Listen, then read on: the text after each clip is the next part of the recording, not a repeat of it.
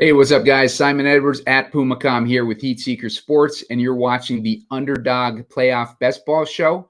Going to take a look at the wild card round. We're going to take a look at all these different matchups, and I'm going to get Spread Astaire's opinions on what he thinks is going to happen in these matchups and any potential angles that he likes on these. But first, make sure to hit the like button. Looking for about 15 likes, so I put out a shorter video later on. Make sure to subscribe to the YouTube channel. Already up to 370 subscribers on that thing. Help me get to 400 before the end of the season. Only need 30 left. So definitely appreciate any subscribes on that. And I appreciate all the views that we've been getting lately. Been getting a lot of views on the Game Script shows and a lot of views on these underdog shows. So definitely appreciate that. It helps with all the engagement you guys are doing, the comments you're leaving, the likes that you're leaving, and the subscriptions that you're giving. So appreciate that. And sign up for Underdog, of course, using the promo code SEEK, SEEK. And what you get when you do that, you're going to get up to $100 match from Underdog on your first deposit on a new account. In addition to that, you can hit me up on Twitter at Pumacom and send me a DM. My DMs are open, and you can let me know that you signed up, and I'll send you my rankings. So a lot of people have been happy with the rankings so far. Been pretty good with these calls so far. Spread and I on the past couple shows have nailed a couple of these teams. Spread brought up Cleveland a couple weeks ago, and they are well positioned to advance to the divisional round. Spread, what's going on, man? Man, I'm excited to talk with you. Let's see what we can find today. I felt we did a great job of getting ahead of the field in those last couple. So now, rather than trying to figure out how the Week 18 scenarios are going to go, we're going to look ahead and try and figure out how these playoff scenarios are going to go. And I was thinking about it right before we jumped on. How pivotal was last Sunday night's game? Because if Miami had won, we would be talking about Miami stacks. We want Miami. We need to get involved in Miami. Now, obviously, if they come to me and they're sitting on the board and it's the best player, I'm going to take it. But I'm in no way targeting Miami or Kansas City. There's going to be terrible weather, right? So even we might have been a little down on these teams to start, and then you factor in the weather. So you can almost throw the first game out as far as being able to score points there. And then that's going to be a tough ask when they have to take that next trip next week, most likely going to Buffalo. So some things have changed, but we're ready to navigate this and go ahead and find these winners. Yeah, for sure. That Miami one stung because I was pretty heavy on Miami, and seeing them, just get this horrible matchup in Kansas City with the weather. Oh God, the path is looking very bleak for Miami right now. But fortunately, we have some of our other teams that I know I was high on, and I know you were high on too, Spread, especially with that Cleveland team. But we can take a look at these right now and kind of see where we kind of see this path going now. Like in this Buffalo game, I think it's pretty heavy lean towards Buffalo. I would imagine you're the same way there, Spread. Yeah, I've been of the mind that I know it's great that they added the extra playoff team and made Week 18 a little more interesting, but these really aren't playoff caliber teams. So far, this will be the third year of having 7 seeds. The 7 seeds are 1-3 against the spread. The lone exception being Miami covering that double-digit spread against Buffalo last season. So I'm already down on 7 seeds. Then we look at Pittsburgh. They've lost TJ Watt, and he's one of those guys where you sort their defensive metrics with him in and out, and he's about as big a game changer as you can be, as this is a top 5, close to elite defense with him, and it's a below average defense without him. So you take those 2 factors in there, it's really hard to see Pittsburgh getting the win, or in my mind, even covering the spread. Then we get the kind of upset the apple cart, so to speak, as this game was projected around 44 if you just ran the 2 teams' numbers. With all this weather news, and I'll double check right now, but when I was on here last night, it was down to 36. And that's not because of the market or everyone betting the under. That's because of the weather here. 35.5 right now offshore. So it's really tough for me to look at Pittsburgh players at all. If you want to get really contrarian with your last pick, but I think Pittsburgh is going to be a full fade for me. Yeah, Pittsburgh is looking really, really bleak, and it seems like Pittsburgh has more than once made this number 7 seed, and we've just been sitting here like, how the hell did Pittsburgh get in this situation? And we're kind of stuck with them. It would have been a lot more interesting if it was Jacksonville, but obviously, Jacksonville choked their season away. It was all on them. So here we are with Pittsburgh to try to sort out, and I think that's an easy out. And Buffalo probably wins this game pretty easily. If I was going for a Pittsburgh guy spread, I think I'd go for like maybe either Najee or Jalen Warren, because that the game plan is probably just going to be run the ball. And if you're desperate for a running back in the last round of the draft, maybe you target one of those guys. Yeah. I guess, that's your idea, and you're going to just get one round out of them. But yeah. I'll tell you what, I will be shocked if this Pittsburgh money line hits and they were able to get the upset. They're plus 406 right now. That's by far the highest on the board. The next highest is the Green Bay Packers at plus 312. But and it's really too bad, because if they had TJ Watt in there, Simon, I would have had some fun making some contrarian arguments here for Pittsburgh. I just think the defense for Buffalo is going to be too much. And then you combine the fact their defense is finally healthy with the weather.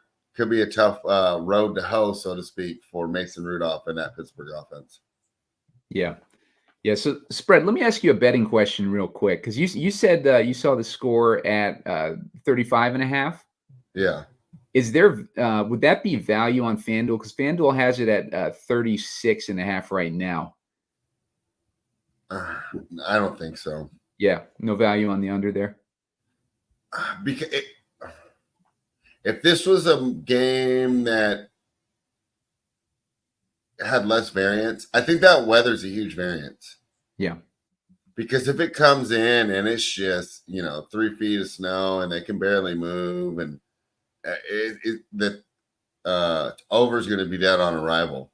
Yeah. If the storm comes in a little lighter than usual, right? And they go, oh, what we're worried about for nothing, it's just a little snow and rain, and but it's not a blizzard, right? The arena's full. Then the over's live, especially just from the Buffalo side, right? Because Buffalo gets you 31, you're there. Right. I wouldn't try and play that edge because of the weather variance. I do see what you're saying there. But I'd prefer it in a game like, Cleveland, Houston, or Green Bay, Dallas, where we're actually just handicapping the two teams and we don't have that huge roll of the dice or river card, to use a poker analogy that can just change everything. Gotcha. Yeah. Yeah, it makes sense. Also, just a note with your drafting, if you're drafting Buffalo players, given these, weather concerns and the wind especially, just make sure that you are drafting value upside later on in the draft, because you're going to need to potentially, cover for underperformances by these Buffalo players. They have a likely chance of making it to round 2, but maybe not so likely of being the highest scorers on the slate. So you're going to want to target maybe some Green Bay guys or some Rams, or some of these cheaper. The Eagles are falling fast in these drafts, so a lot of guys that you can target to help get your Buffalo guys through to round 2. With the Miami at Kansas City game, another weather situation spread, what are your thoughts on this game? Yeah, I think that it makes it hard to play either of these teams, because let's say you're going to take a stand. Let's say you even like Miami as an upset, and I don't hate that here. I think the Chiefs are going to win. I think this line's a little high. I think 4.5 might be too much. I don't see how we're just so sure that the Chiefs are going to be able to put up points, especially in a low-scoring game. There's probably going to be a lot of going for 2, potentially missed extra points, probably harder to get field goals in that weather. So I think these points are crucial. I'm really surprised that the line is where it is. And I understand Miami's had some problems, but the Chiefs haven't been world beaters either. The total here is 44. I'm actually surprised it's so high. I thought that would drop a little more based on the news. I guess the only reason it's so high is Miami's outperformed totals all season. But I would be surprised if this game goes over here. And then, like I said, most likely you're going to have a tough trip to Buffalo the following week. And, you know, it's hard to look ahead for weather for 2 days, but it could be a similar situation here. So because of this matchup, both these teams that we think are of high offensive players and fantasy superstars, even though it hasn't been the best year, it's still hard to pass up the names Mahomes and Kelsey when we're drafting, right, Simon, especially when it's not our first overall pick and we're augmenting with our favorite players. But I think I'll be okay doing this here. Really a tough scenario for both teams here as far as putting up points. Yeah, I agree. Yeah, 44.5 is what FanDuel has it as. 44 on the offshore stuff spread. Is that what you said? Yeah, I got 44. Yeah, I'm surprised to see it that high too, especially with the weather concerns and everything. But what you said makes sense with the Miami hitting the over so much. But for the next game, we got Cleveland at Houston. FanDuel has it as a 44.5 point total, 2 point spread in favor of Cleveland. What are your thoughts on this game? This one's got a lot of potential, right? Cleveland defense was much better at home this year. So if we're just sorting by their road statistics, they're not as dominant as if they were hosting this game, in which if it was in Cleveland, I think I might tell you, hey, don't take any Texans either. But since they're at home, I think there might be some value on Texans players because everyone's going to say, oh, Cleveland's got the best defense. Now, if we sort by the road statistics, though, they're not unbeatable. A lot of those were put up because, and one game blew it out of the water, but going into week 16, they were averaging only 10 points given up at home compared to somewhere in the 20s on the road. So I think there's a little value on the Texans.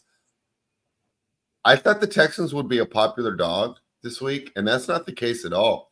As money continues to pour in on Cleveland, and I'm really surprised by that. Now, I like the Cleveland side too. And I understand where they're getting there, but I thought the Texans catching points at home would be more popular. The simplest way to handicap a game, you don't have to be a genius. You don't need to run up, pick the better quarterback. That works a lot. And I think a lot of people get into betting football that way because we do know these quarterbacks so well. And I do believe, as the veteran experience of Joe Flacco, the Texans have something here with CJ Stroud, and they're essentially free rolling. If I'm the Texans ownership or I'm the Texans coaches, I'm happy that we're underdogs going into this game. I'm happy that if we go one and done, the fan base isn't going to turn on us like they will in another Texas city right down the road, right? Well, I don't know how close they are. I think they're pretty far away. But, right, I mean, Dallas, that's going to be an abject disaster. So the fact that the Texans are going to be playing free, this is at home, and I think that other fantasy players are going to overvalue that Browns defense. Let's just sort by the road defense. They're a very good defense, but let's not think of them as elite. Let's think of them like Pittsburgh or Miami when they are healthy, right? A good defense, not elite. So I have some interest in some Texans players as a way to get contrarian in this one. Cool. So you want to lean towards the Texans, have them advance? So how about this? For the sake of this, now I'm not saying go run and bet the Texans right now, but for the sake of this, I think we have a better chance of winning money with a script where the Texans advance. You see what I'm saying? Because I think everyone's just going to assume the Browns. Also, I have a little bit of Browns exposure already from my other drafts. Yep. So I think I'd be fine diversifying rather than putting all my eggs in that basket. And Simon, would you be shocked? Do you remember how Flacco looked on the Jets? Would you be shocked if he had a bad game? I mean, I don't think it's just set in stone that he's going to come out and throw for 300 yards and 3 touchdowns and no interceptions. Yeah, no, I mean, we're a year removed from him not even getting the start as a backup when Zach Wilson was out. What wasn't it? Yeah, they put Mike White in there instead, or Yeah, Skylar was it Thompson. Mike White? Yeah, yeah, and Flacco, obviously we've seen that he's perfectly capable of being a starter still, but they passed him up when he was readily available. And I think it was I can't remember the exact circumstances, but it was I think it was a game that they needed to win. And, Flacco was the backup, and they had him on the bench regardless. And they started some, it didn't make a lot of sense to me at the time, but yeah, I mean, that is a definite possibility with Flacco not having the best game. I kind of still lean the Browns, but yeah, definitely I definitely like the value on the Texans, and I'm with you on that. Like, if you're drafting Texans right now, you're getting them for free. So why not have them advance, especially with a 2-point spread? So, I mean, anyone could win this game. It's a toss up, and nobody is treating it like a toss up as far as the cost of these players. So that makes a ton of sense. Yeah, and this Texans defensive line isn't no slouch. Mm-hmm. I know that Cleveland will have the advantage there, but I don't think it's as big as people think. I think the Texans will be able to get some pressure on Flacco. And another one, Amari Cooper traditionally hasn't done well in road games. Yep. I know he had one big road game earlier this year, and I believe it was against Houston. Well, maybe throw that out, but I don't think the Browns are necessarily this shoe-in that other people do. Yeah, no, I agree with that. I definitely think that Houston, like you said, they're playing with the house's money right now, and they got nothing to lose. They got a high-powered offense, and CJ Stroud loves to sling it. And in these situations where you got nothing to lose, what do? You just chuck the ball and hope you connect on a bunch of deep passes. So definitely like that angle for Houston there with the passing game. Next up, we got the NFC, looking at Green Bay versus Dallas. They're playing at Dallas, and the FanDuel points are 50.5 point total, with Packers as 7.5 point dogs. Spread, what are your thoughts on this game? I love Dallas here. If I only place one bet this weekend, Simon, it's going to be the Dallas Cowboys minus 7.5. And you're going to say, that's a lot of points for a playoff game. Yeah. But I told you before, I don't believe these 7 seeds are playoff teams, right? And this is a great story for the Packers. And I'm glad they got some momentum. And for the sake of us as football fans, more good and competent quarterbacks is better. You look at Jordan Love about week 6 or 7, Simon. I believe I came on a show with you and doubted that he would even be back this year because he started so slowly, right? And he's turned it around, and he's really got that fan base excited, right? So let's go ahead and give him, Coach Matt LaFleur, some credit. Here's the deal, though. This defense still struggles against the run. And I know that Tony Pollard hasn't been what we had hoped drafting him. But think, we drafted him at 18. What if we were drafting him in 60s with Dameon Pierce and DeAndre Swift and Miles Sanders and that little area, right? We'd be, this guy's pretty good, right? So right. Just because he failed to meet our expectations as a second-round best ball pick doesn't mean he's not a good player. I think that Dallas is going to beat them all over the place. Another one, I talked about Cleveland's home splits. Look at Dallas's home splits. If I run my model and I only input numbers with the Packers on the road and the Dallas on home, I'm going to get the Cowboys by like 20 points because that's how good the Cowboys have been at home. And not the Packers are just rolling over on the road, but they're an average road team, right? They're not a road warrior team. A lot of their net rating and their good statistics are put up in home games. I also don't know if the NFC North is as strong as we'd like to believe. A lot of those teams have flaws. So, I know we were impressed by Jordan Love's performance against the Bears, and I know the Bears finished pretty strong, but are they really an elite defense, right? Yeah. Or did they just get to play yeah, a couple bad teams with bad quarterbacks? right. Yeah, I mean, yeah, Green Bay, their defense, I think, is going to struggle in this one too. The only thing that I'd see in Green Bay's favor is a similar situation to the Texans, where they got a hot passing game and they have nothing to lose. And I could see a couple deep balls getting through, and maybe that gives them a chance to win. But you're right with Dallas, especially playing at home, and they're not facing a good defense in Green Bay's defense. So yeah, Dallas could totally pass that 7.5 point total. Do you see that 7.5 points too spread? I'm looking at FanDuel. Yeah, I have it 7.5, and Yeah.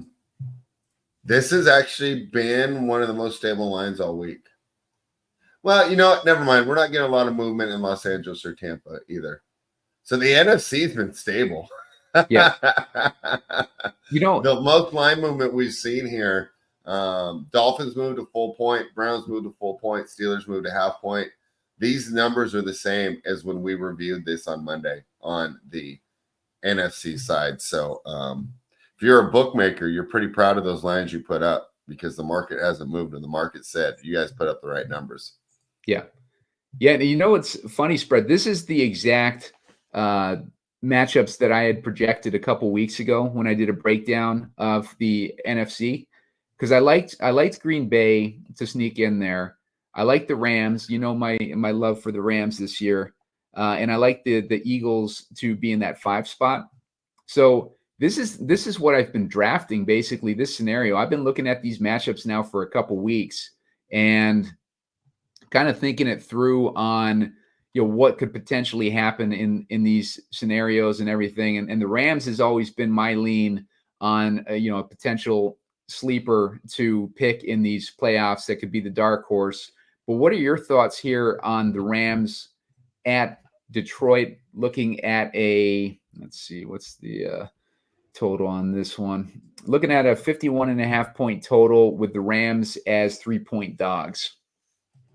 Yeah, I think this is a great spot for Los Angeles. And I think they're going to be a public dog as well. And why not? I mean, what a great story. Matt Stafford returning to the field that he toiled so many meaningless years with the Detroit Lions, where they're unable to make the playoffs. Now he's able to come back and play a playoff game in the stadium, yet it's for a different team. And there's a reason that the Rams and the Lions made that trade, and the Lions got extra compensation for taking Jared Goff. Is that as cool a story as Jared Goff has been? And hey, he went to Cal. I'm rooting for him. I think he's in NorCal. I think he grew up here. I'm happy that he's doing well. He's definitely exceeded expectations. I still think that the Stafford is the better player. I think that both defenses are similar. I think they both have disruptive game changers on the defensive line. And if they don't get pressure and they're not winning the battle up front, that they're both exploitable, because and rightfully so, that's the way you should build the defense in today's NFL. They built, front out, they built from the inside out. They started with the trenches. So both teams need to win the battle of the line of scrimmage to get it done. So if I have these defenses about even, and then I have the Rams offense, and I do believe they can keep up. I mean, pretty similar, right? I would say the big advantage the Lions have would be offensive line. I think they can protect a little better. So can Los Angeles disrupt that? Because if that's the case, I think the Rams can win a shootout. I like their weapon, right? They got a really strong team. I mean, this Puka Nacua Cooper Cup, I know we talk about Hill and Waddle, right? And Chase and Higgins. I think they're right there. I think you got to put them in the conversation as the top two. And I think that's going to make it a little tougher for Detroit. I like the Rams in an upset here, Simon. Yeah. Yeah, I'm with you on that one. I think that the coaching edge is there, I'd say, with the Rams too, with the experience and some of the questionable decisions that Campbell has made recently with games on aggressive. But what are your thoughts there on the coaching edge? I'm going to defend Dan Campbell real quick. in that game where he went for it on the 7 or whatever. I just think he didn't want to go to overtime. Yeah. I think he said, you know what? I don't want Aiden Hutchinson or Amon-Ra St. Brown to tear a ACL in overtime. We're getting out of here one way or the other.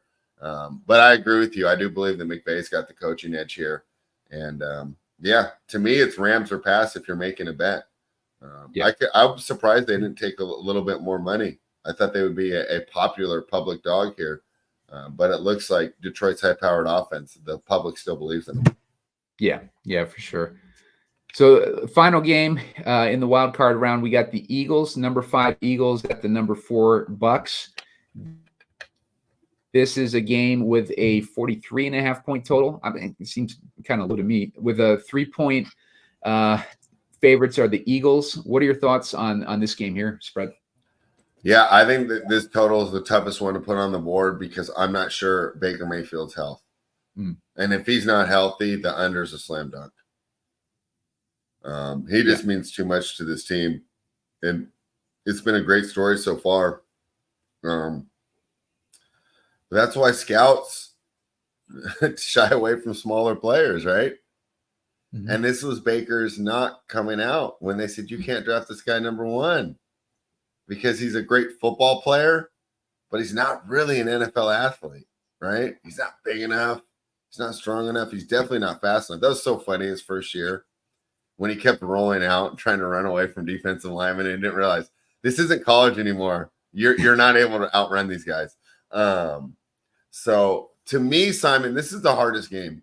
And if you said you have to bet 5 NFL games this weekend and you get to leave one out, I'm fine leaving this one out. We have questions on both sides of the ball with both quarterbacks' health. Did you see what happened to Hurts' finger? And do you remember when that happened to Russell Wilson? He wasn't the same for a while when he played through it in Seattle.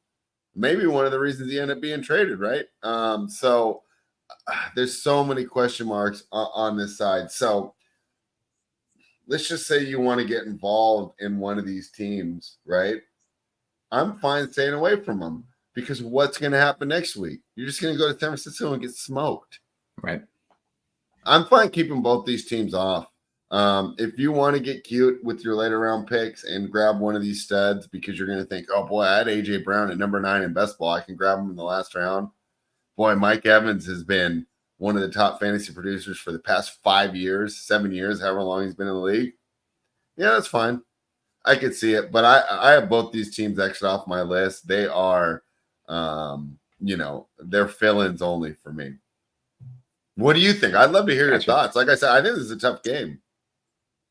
Yeah, I mean, I think what you said basically that Baker's health is going to play a major role because we need Baker to be healthy for value on Evans and drafting Evans late.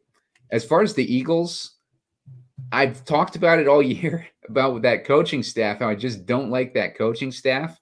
But I think they landed, when they lost that number 2 seed, they landed in the best spot possible at the number 5 seed because now they're facing off against Tampa Bay, who has, kind of been playing with the house's money for a while now.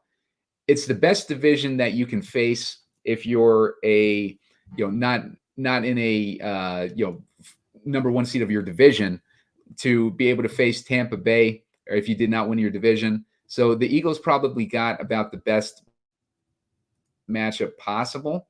And it's a good matchup too, as far as like the defenses go. And, like the passing game of the passing defense of Tampa Bay is vulnerable. Passing defense of the Eagles are vulnerable. That's why I'm kind of surprised that the total's low. But yeah, it makes sense. It has to be because of the uncertainty around the quarterbacks. Because either quarterback not being 100% is going to kill your total. I think you need both of them to get there, right? Yeah.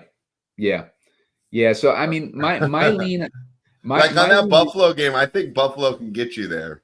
Yeah. They put up 31-32 and you're there, right?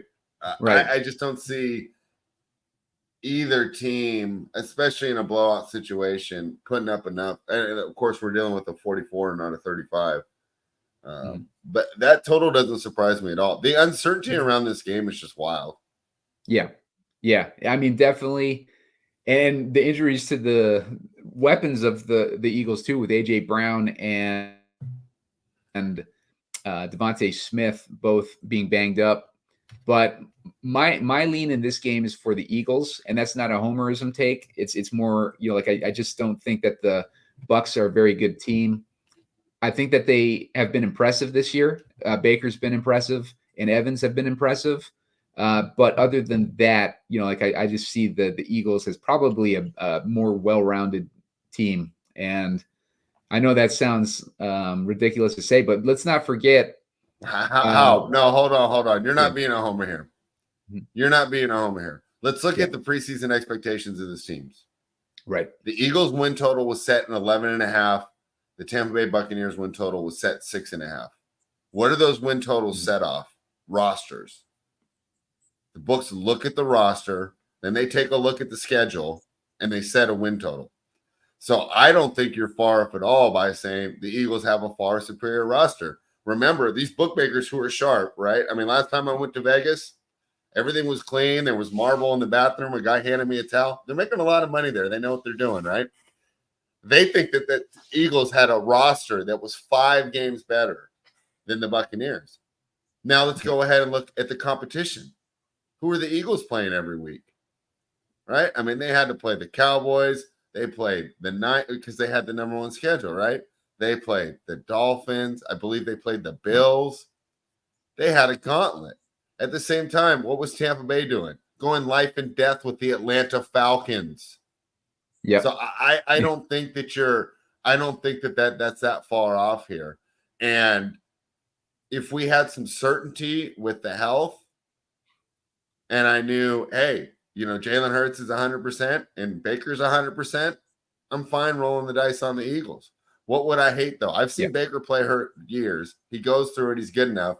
And Jalen Hurts has that finger that turned Russell Wilson from an MVP to a get traded to Denver, right? So it's just too much uncertainty. But I wanted to say I don't think you're being a homer here by taking the team that we had rated so much higher. And at one point they were 10-1, weren't they? Yeah. Remember we were talking a couple episodes of Game Script ago where we were talking about how the Eagles had just gotten off this brutal stretch and they had beaten a bunch of these top teams. And we were talking about, I think they were playing Dallas, and that we wouldn't be surprised if they lost to Dallas, and we wouldn't hit them on it because they'd just been through such a brutal stretch of games. And then they lost to Dallas or whoever it was, and then they lost a few games after that. So they haven't been able to recover from that gauntlet and that brutal stretch of games, but they won a lot of those games, and then they just started a skid, and they've been in a slump ever since. I think the knock on the Eagles is the coaching. I just don't think that the coaching was able to kind of guide them through that. But now we're in the playoffs, and like you said, Spread, like the Eagles are a much more talented team, I think, and I would give the edge to the Eagles, I think, in this game.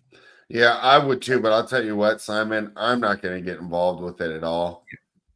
It doesn't feel like you really have an edge. It feels like you're guessing. And I think if someone were to claim they had an edge, I think they would know something. I think they would be in Philadelphia or Tampa or have contacts with those teams. Because I'm really curious to see how each player shows up as far as their readiness to play football. To me, it's just the one X factor, the role that, I talk about rolling the dice and just table game gambling. It has a little bit of a feel to that. Yeah, for sure. So if we go into these divisional playoffs, I think we can go through this one pretty quick, but we got the Texans at the Ravens, and then we got Kansas City at Buffalo. For the Texans-Ravens game, I'm guessing you'd go Ravens, but what do you think on that game spread? I completely agree, but for my little Texans build here, I can see my Texans putting up some points in a loss. Do you see what I'm saying? I'm not like completely scratching them off. Right. What would really worry me there is weather. But I believe Baltimore's offense will put up so many points that it'll give the Texans easier to work with. Because if Baltimore's sitting at 35 and the Texans are at 10, they're not going to be facing a huge blitzing offense. Everything's going to be staying in front of them. Stroud and these guys are going to be able to get completions, especially in PPR. So I agree with you. I mean, I think the Ravens will advance. It'd be pretty hard to see them losing to the Texans. But I wouldn't be surprised if you got 2 good rounds out of Houston's players. Yeah, I think as far as the Ravens, I think the team that could potentially upset them would be the Browns, division opponents. But yeah, I think the Baltimore has a easier path. I won't say easier necessarily, but like a more clear path against the Texans than they would against the Browns to win that game. Yeah, I'd agree. I think that the Browns would be tougher for them too. Yeah, division opponents. Like I always like to take kind of the dog stance there, and that's why I've been drafting a lot of these Browns, because I could see them beating the Ravens, then going against a weakened Kansas City versus Buffalo in the next round. If we go Kansas City and Buffalo, because these guys are severely like down from where we've seen them in years past, where they've been the strongest teams in the entire league, much less the playoffs. But what do you think of Kansas City at Buffalo? I think like this last game, if there's no weather, I think KC's players could put up points. But I'm still staying away from them because I don't think I'm going to get a lot of points in round 1. And there's also the potential I get no points in round 2. So to me, it's just all Buffalo. The fact that the winner has to go there really discourages me from taking either team. Yeah. These weather games that we're going to see in that divisional round, at least with the NFC, we got more hope for domes and clean weather. We got Los Angeles at San Francisco, and this is where I kind of see my another division rivals facing off against each other, the potential for an upset. But what do you think in this game spread? I think this is the 49ers worst scenario. I think the Rams have the best potential to beat them of any other team in the NFC. I think the Rams have a better chance to beat them than even the Dallas Cowboys. So I think the total will be pretty high. I think it'll be sitting at like 48. So I would be fine with I think the Rams can get you 2 good rounds here. And they could, like I said, they could potentially upset. Would you want to put the Rams through to the next round just for the experiment? No. Okay. I think let's just be reasonable and just assume that it's going to be we get 2 good rounds out of the Rams. Cool. But I think that's going to be enough, right? Eagles to justify some Rams. Yeah, absolutely. I've been drafting like a ton of Rams. I think the Rams could upset them. I do too. Yeah, we see it. We see it all the time. Like look at like New York Giants a few years back with Eli Manning. Like they got into the playoffs as the wild card team. Ended up winning the Super Bowl. I think they did that twice. They ended up beating the Patriots in the Super Bowl both times. And you see these scrubby teams just kind of with competent players, a competent team, like a good quarterback, they can advance in these playoffs and they can upset teams. And we see it throughout. Like these teams aren't invincible this year. I don't see any invincible teams this year. San Francisco feels pretty invincible, but we saw that stretch where Brock Purdy got rattled and kind of blew up the team. But I mean, anything is possible is what I'm getting at. I think with these playoffs, and I think this has been in the year of the underdog, the year of the backup quarterback, and I think anything can happen in these playoffs. I think we see a few upsets in these playoffs, honestly. Yeah, well, yeah, let's see it. But I think we'll be safe here and just plan on the Niners advancing. Yeah, that's cool. Eagles at Cowboys. Which team would you like there? Oh, Cowboys. I think if they were full strength, it'd be fun. But I mean, it's really hard to make an argument here that I think Philly's gonna be so beat up going into this game. Yeah, that'd be a tough one from the win, especially in Dallas, and we've seen what Dallas has done at home throughout the season. With Buffalo at Baltimore, which of those teams would you like to advance to the Super Bowl? I like Baltimore. I mean, I like both #1 seeds, and we know that never happens, which is why this is fun. Yeah, but boy, I'll tell you what, though, if I can only choose one, I'll take the Niners. Not that I think the Niners are better than the Ravens. I just think their competition is way less. Yeah. If you said you can only bet one #1 seed and I have to choose a 2 through 7, I think the Ravens will be more vulnerable. I think you're right. Like I think just the Niners have been so close 2 years running. They got kind of just horrible luck last year with injuries. They should have made it to the Super Bowl, in my opinion, and they ended up losing their, any quarterbacks. They had no quarterback in that championship round last year, and it just kind of was their guys in that game. And I think that they've been trying. They've been on the edge for so many years. I think that this is probably the best shot that they have of just getting there. If they don't get it this year, they're going to regret it, because I don't know how many years they have on this rookie contract, but when they have to pay Purdy, this team's not going to be like it is now. Yeah, and I don't know, because he was drafted in the last round, so I don't even know if does the same stuff apply? Do they even get like the 5th-year option and all that? They don't have a 5th-year option for him. I think that's only a first-round player. Yeah. Yeah. So right now he's in his 2nd year, right? Yep. So they're going to have to pay him in 2 years, but most likely they're not going to even get there. They'll probably extend him at the end of next season, assuming he continues to play well and no injuries. Yeah. And they'll make him play under his 4th-year contract, but he'll know, like, after your 4th year, you'll get bumped up to $27 million, or maybe they get cute with it and give him a bunch in that 4th year to kind of backload it. But, they got about a 3-year window right now. If they don't get one, they're going to regret it. This is the greatest opportunity this franchise has had since the salary cap, because pre-salary cap, they were a dynasty. But now, these windows are so short. I mean, these poor Eagles, I was thinking about it.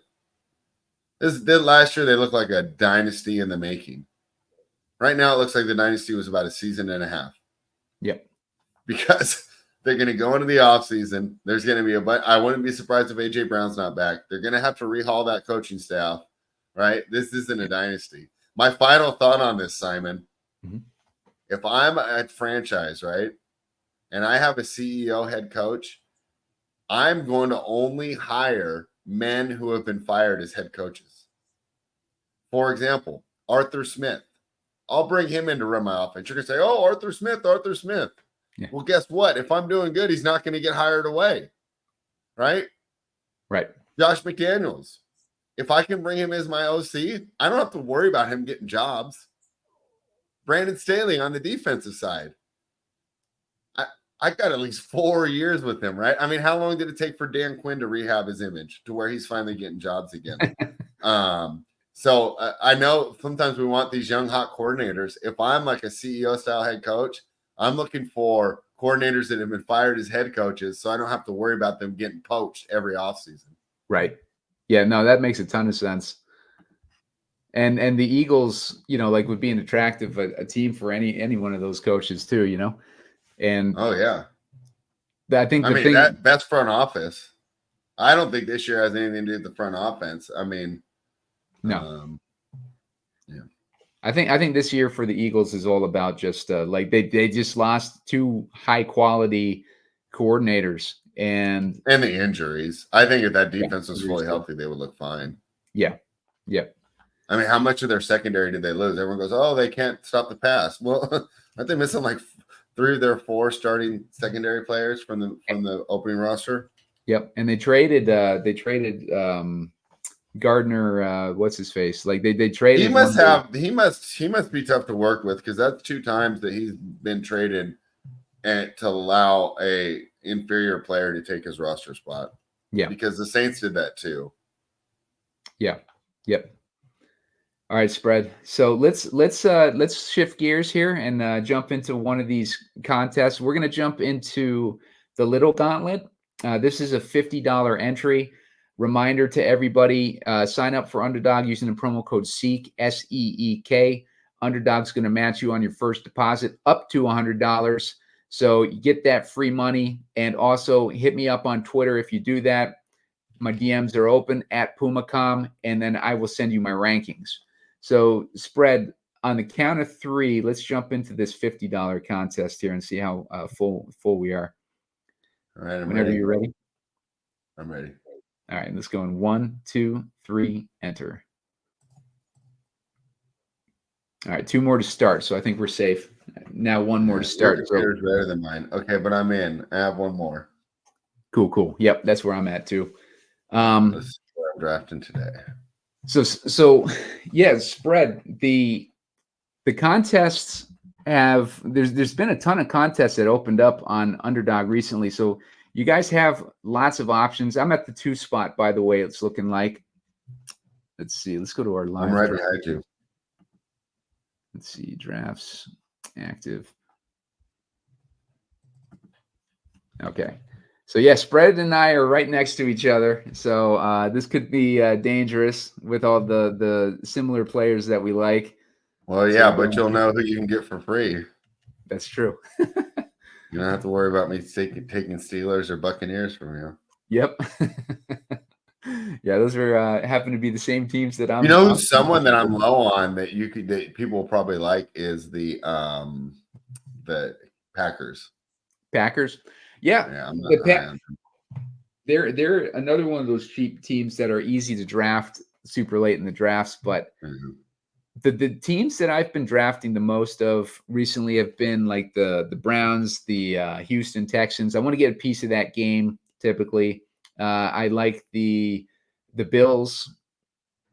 Let's see. Okay, it's my turn. And right here, I'm going to do something a little bit different than what I've been doing. I'm going to go with CeeDee Lamb.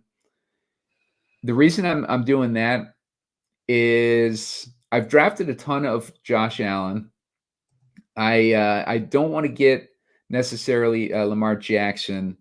I like CeeDee Lamb because I don't have much exposure to Dallas, but I think CeeDee Lamb has a really good matchups in the first 2 weeks of the playoffs, based on what my projections are, and he's going to be set up to potentially be one of those guys that you need to advance to the second round.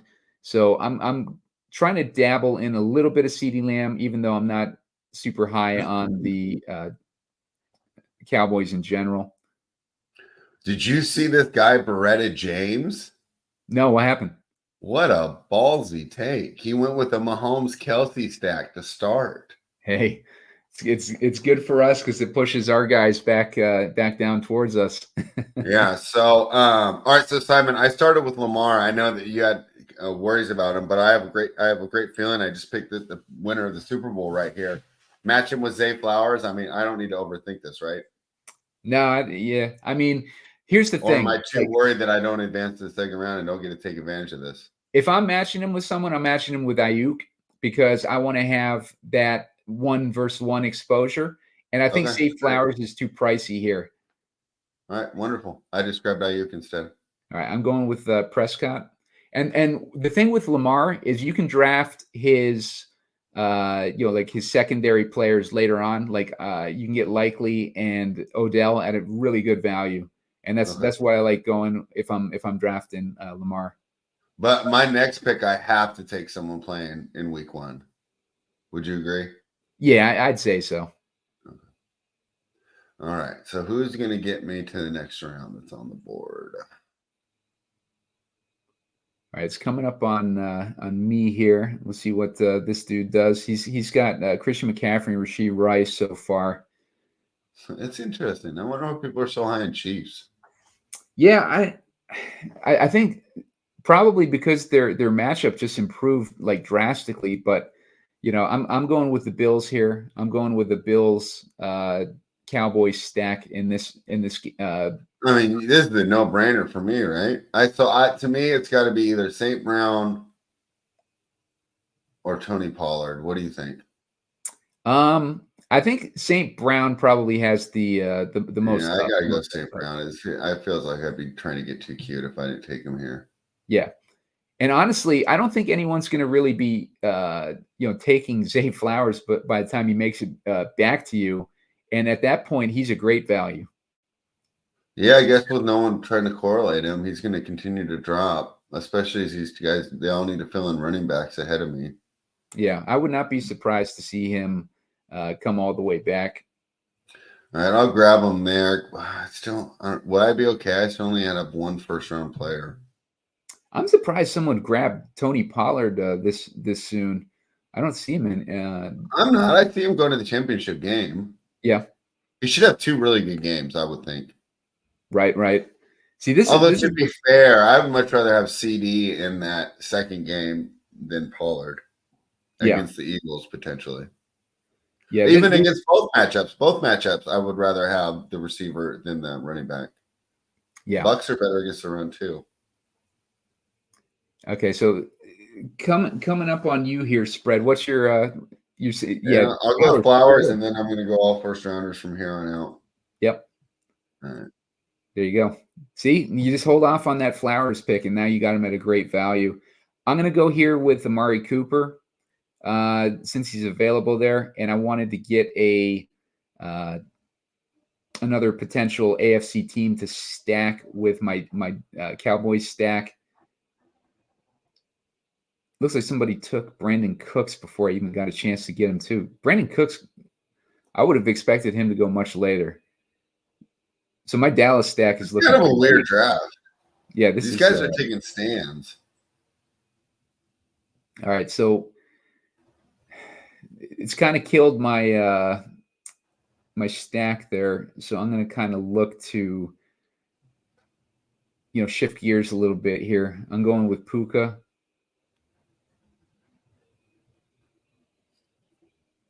And I'm going to go with Njoku if he falls back to me, or Cooper Kupp, either one of those guys that falls back to me. Yeah, because I'm going to grab. Boy, I can't grab Hurts with that injury. Can I grab another wide receiver? Or is that too many? No, I think you can grab another receiver if you're looking at it. Well, let's see. I think my next play, I'm probably going to look towards my stacks now, because I basically kind of flying blind here right now. My only stack I have is Prescott with Lamb. I was going for a Rams stack. I was going for Cleveland stack or a potential Buffalo stack. So I still have those alive. Those guys are all like players that I can draft a little bit later in these drafts. So I'm going to look at. I'm probably going to go for Njoku when it comes back to me, just because I don't really see any better options for the way I'm doing my build. But you're right, Spread. This is a weird draft. This is I don't know how much sense it's going to make, but I'm going to we'll take a look at some of these teams at the end. I'd rather be in a draft like this though, because we're way more likely to have unique teams. Yeah, but it also kills your stacks. So I got like my stacks are all dead now. I kind of gave up on stacking too here, but starting with the round 2 team, I think makes it tough. Man, so yeah, let's see. I don't like anybody here with my situation, so I'm just gonna have to. I'm gonna have to go with somebody. I'm just gonna go with fucking Swift here. Having to pivot again. It's Bad spot. Now you still have Odell Beckham and Isaiah Likely both available spread. Yeah, but I'm not going to worry about that stack right now. I think my next pick's going to be Jared Goff because I need to get to round 2. Yep. And I grabbed Montgomery and Amon-Ra. So I kind of like that as like a nice little secondary stack. And then I'll fill in Baltimore and just hope that these guys can get me to round 2. And I can let Baltimore do the heavy lifting for me.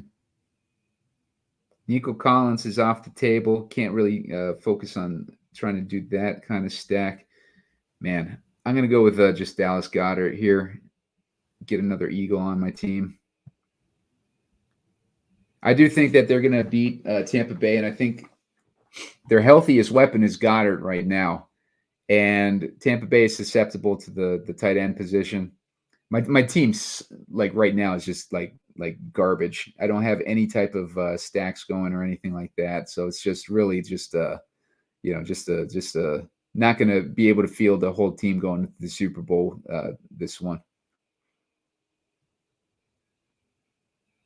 I'm looking at Khalil Shakir as my next pick to at least get some kind of AFC side going.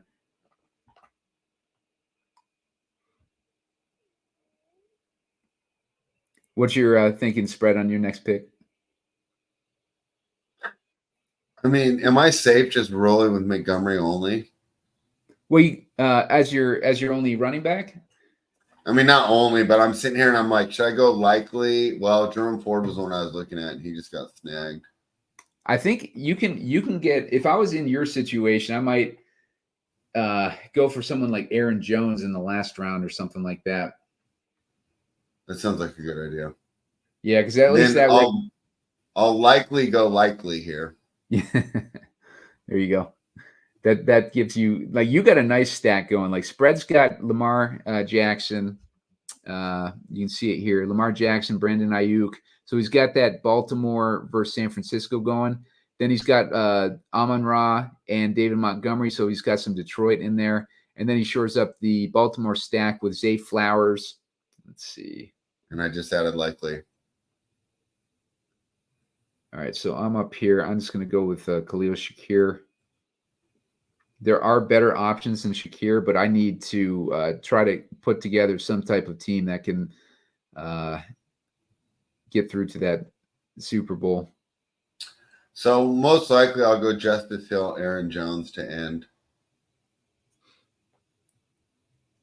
And if that doesn't work, I have Rico Dowdy. I mean, not Rico Dowdy. Devin Singletary as my backup plan. Let's see. Yeah, there's some interesting round 1 guys here, right? You can get a little Jaden Reed action. Some Chris Godwin. Wouldn't it be crazy for him to have a big game, right? Right. I'm going to grab here. That's not crazy. I just grabbed Gabe Davis. He's questionable going to this round, but this is more for hoping that I advance to the next round and he'll be there for me in the future. It's kind of like grabbing. So Tyler had a fun one with Gabe Davis. Mm-hmm. He gets like a touchdown every third game, and he's gone 2 games without a touchdown. So nice. If he does play, you should be in for a TD there in week 1. There we go. I'll take that. Yeah. So most likely I'll shore this up with Aaron Jones. We got Rashad White. Rashad White's still available too. It's kind of surprising. Which one would you like better of those 2? Probably White, because I think that game's going to be more competitive. But Aaron Jones, like the way they use him in the passing game, I don't think you can go wrong really with either of those guys. I think I'm pretty good either way. I can see Jones getting a lot of PPR here on the. I know it's only half point on this format, but yeah, you see Jones doing pretty well on the PPR with. Dallas is at 42. Man, they just dump off City. The one thing I'd say there is you probably want to lean towards the one that you think is more likely to advance, given the yeah, that's White. Yeah. Because I don't think the Packers have a shot. Yeah. Yeah, Packers. I'm actually surprised that line hasn't moved. I thought people were going to love the Cowboys in that spot. You could also grab Jameson Williams to help out with that stack you got going on in Detroit. And I'd like a little more running back versatility just to try and get to that round 2. Let's see. All right, so because if Montgomery had the stinker in round 1 or Jahmyr Gibbs goes off, like I would, that would be rough. Yeah, I hear you. Yep. And Justice Hill having that bye week, so yeah, that makes sense to grab another running back.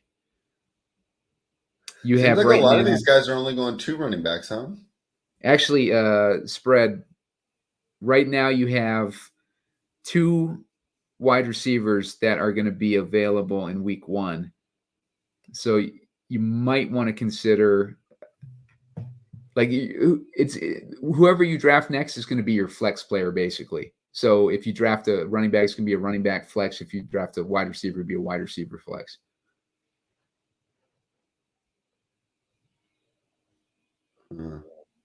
So then I don't know what to worry about position. I'm just thinking, does Aaron Jones can outscore Jameson Williams, Jaden Reed, Chris Godwin? I'll stick with the Aaron Jones one. Cool. Yeah, that makes sense. Dang it. Dang it. Oh, no. Let's see here. Oh, I love this team too.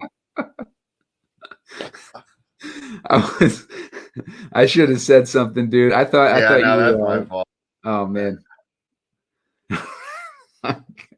This has just been a disaster in general anyways. I just grabbed Aaron Jones. I did it for support of you, Spread there. Oh my gosh. All right. Oh, so disappointing. That I gotta say, dude, like of all the ones that I've drafted in the little gauntlet, that seemed like the biggest mess. Like of just, it didn't really seem like I have to take a look at these completed teams, but it felt like people were just firing away, which didn't make a lot of sense from a stacking standpoint. Let's check out and see how these teams came about. Oh my gosh, I was so close to having a team I absolutely loved. Yeah. Well, okay, so let's look at Spread's team first. Spread did well with his stacking. But I'm not going to field a full team in the first week now, right? Lamar, you got Ayuk, Amon-Ra. Okay, so your quarterback is Jared Goff, and then you got him stacked with Amon-Ra and Cooper Kupp is your other receiver. David Montgomery is your running back. And then, all your other guys are bye week guys. Yeah, I just run the team. Oh my gosh. So you're missing one flex player, but and I could have had Aaron Jones there. Ouch. The bright side is, I would say that 2 teams advance in these drafts for the little gauntlet. So you do have guys with a lot of upside. You got Amon-Ra and Cooper Kupp stacked in that highest total game. We're talking about a few games here that have those weather concerns that we were avoiding for the most part. You got Montgomery in that game too. So the game that you're stacking is a high-scoring game at least. So you do have the potential to put up enough points to kind of offset that and at least get you like a second place finish in the draft. If we're looking at this guy, the number 1 pick, he took Christian McCaffrey and George Kittle. So he's got a little San Francisco stack going. He ran it back with Rashid Rice. Then he went with Gibbs, Collins, Waddle. Not really a correlation there. Went with Tua. So at least he's got the Miami correlation going. And then he went with Stroud, which I like since he took Nico Collins. And then he went with Cedric Wilson and Dalton Schultz. I think that's getting Schultz. I like Cedric Wilson. I don't know if you need to go that deep into a roster, but maybe he thinks that something's going to be up with Waddle injury. With Spread, we covered Spread. I got CeeDee Lamb and Dak Prescott. That's the closest I come to a stack. I got running back with James Cook and Khalil Shakir. So, and Gabe Davis. So I do have a potential, like Super Bowl stack if I get there. With my other guys, I ended up going with Amari Cooper. I was trying to get a Cleveland stack, but somebody took Njoku. I was trying to go with a Rams stack, but that didn't work out. And then I just went and was just stacking the Eagles for the value. I got DeAndre Swift and Dallas Goedert. So we got a little mini stack there. And then Aaron Jones, I grabbed for the upside, and then the solidarity with spread for getting stuck with that Elijah Mitchell pick. With the bad rocker guy, he ended up getting Deebo Samuel and Brock Purdy, so he's got a San Francisco stack there. He grabbed Tyreek and Kyren Williams. Kyren Williams didn't make a lot of sense unless he was planning on stacking the Rams. But, I mean, he's a high upside guy. Let me try and see what the stack is here. Brock to Deebo, running it back with – I don't really see any run back on it. So, that might struggle a bit. Unless I'm missing something spread. Do you see a run back on that guy? No. Yeah, so he's just basically firing at that point. So Josh Allen to Stephon Diggs, you got a stack there.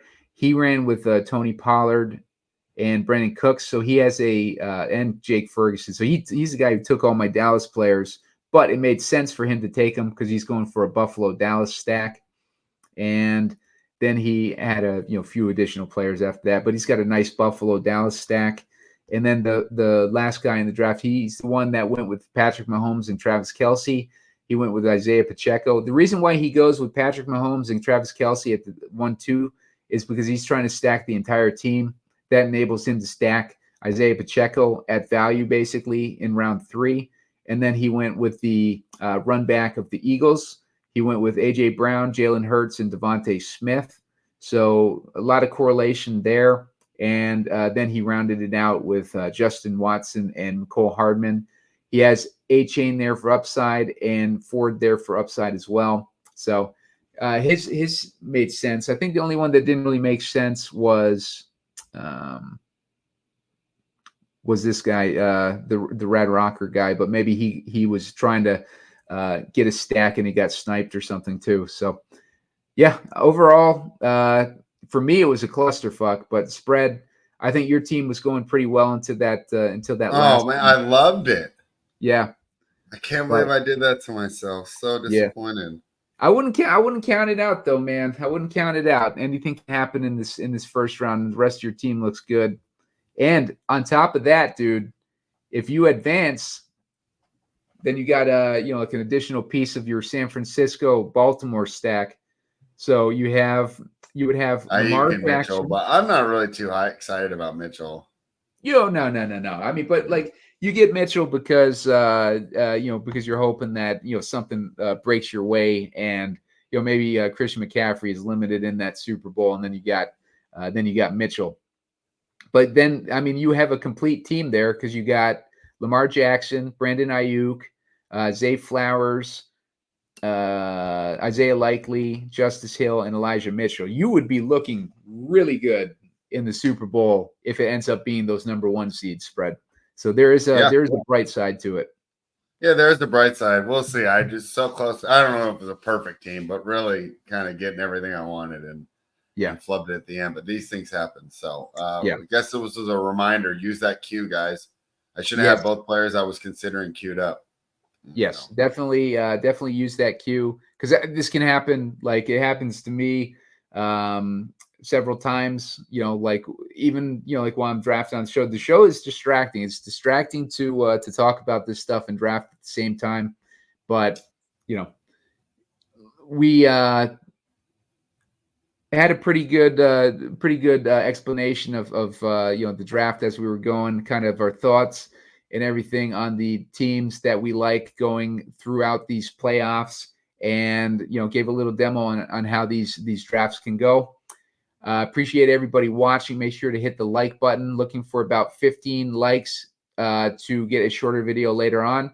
Subscribe to the channel, almost to 400. I'm at 370 right now. Spread, where can they find you, and where can they find your next content coming up here? At Spread Astaire on Twitter/X.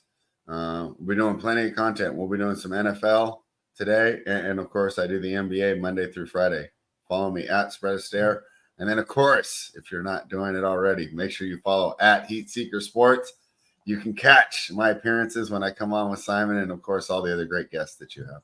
Yep, we'll be having Spread on one of these game scripts for the playoff games. Probably put that up tomorrow, so keep an eye out for that. And sign up for Underdog using the promo code SEEK, SEEK, and you'll get yourself $100, up to $100 match on your first deposit from Underdog. In addition, I will send you my rankings. Just hit me up on Twitter at Pumacom, letting me know you did it. The people who have signed up so far have been happy with the rankings, and we got a lot of our teams through to this wild card round. The only one I was off on was Jacksonville, but we were fading them anyways. So good luck, guys. I will see you for the game script shows.